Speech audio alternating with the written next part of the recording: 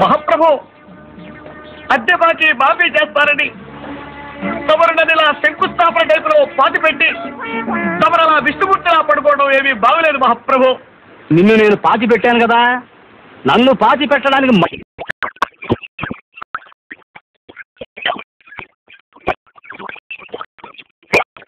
పావనమైపోతాను.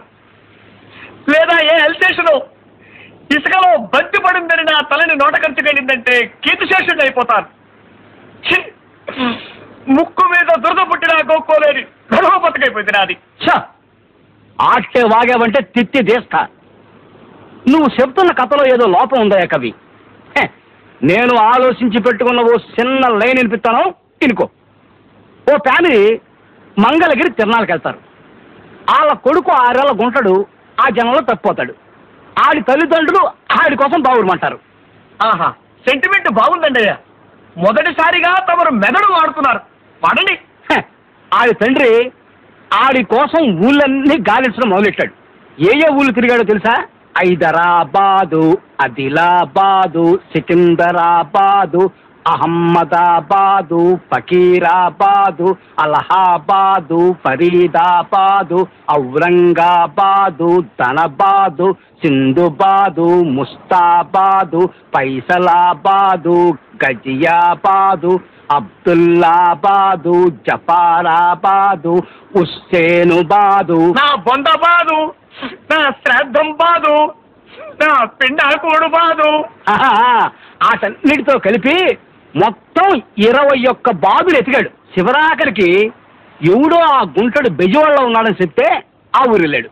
బెజవాడలో గవర్నరుపేట, లబ్బీపేట, పున్నమ్మ తోట, భాస్కర్రావు పేట, సింగునగరం, ప్రజాశక్తి నగరం, అయోధ్యానగరం, ముత్యాలంపాడు, గుణదల, గాంధీనగరం, చిట్టినగరం, మాచవరం, రోకళ్లపాలెం, మారుతీనగరం, మొఘల్ రాజపురం, భవానీపురం, సత్యనారాయణపురం, సీతారామపురం. వద్దు బాబాయ్, చాలు మహాప్రభు, చాలు. బెదవాడంతా వెతికేశారని వేసుకుందాం, సరిపోతుంది. ఒక్క మాటలో సరిపోతుంది మహాప్రభు. తిత్తి తీస్తా. అన్ని ఫ్యాట్లు ఎతికినా ఆ గుంటలు దొరకలేదయ్యా.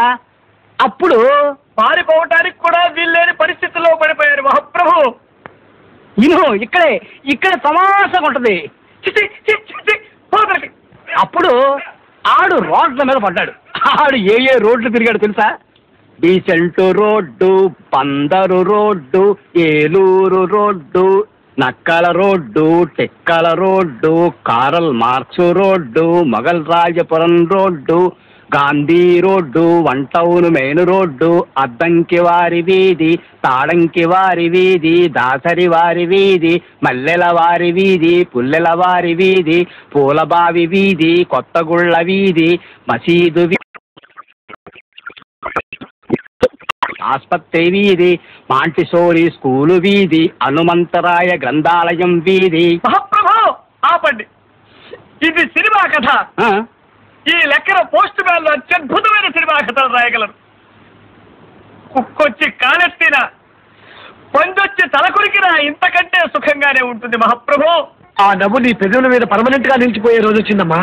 ఈ ఒక్క రాత్రే నీకు చీకటి, తెల్లారేసరికి నీ జీవితంలోకి కళ్ళు మిరుమిట్లు కొలిపే వెలుగొస్తుంది. ఆ పూచి నాది. జరిగింది ఇది అని నేను చెప్పేసరికి రామారావుకి దిమ్మ తిరిగినట్టయింది లావణ్య.